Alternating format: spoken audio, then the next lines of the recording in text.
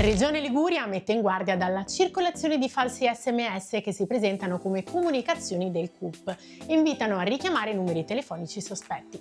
I messaggi non provengono dal Servizio Sanitario Regionale, la raccomandazione è di non rispondere, non richiamare o non fornire dati personali o sanitari. In caso di dubbio è necessario utilizzare esclusivamente i canali istituzionali. Online il nuovo fondo regionale da 10 milioni di euro per sostenere la crescita di start-up e micro, piccole e medie imprese liguri.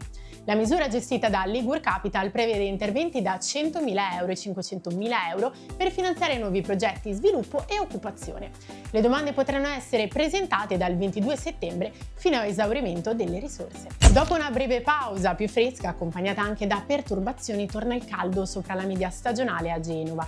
Domani, venerdì 28 agosto, è previsto bolino giallo per ondate di calore, con temperature vicine ai 30 gradi nelle ore centrali. La temperatura massima percepita potrà raggiungere quasi 34 gradi.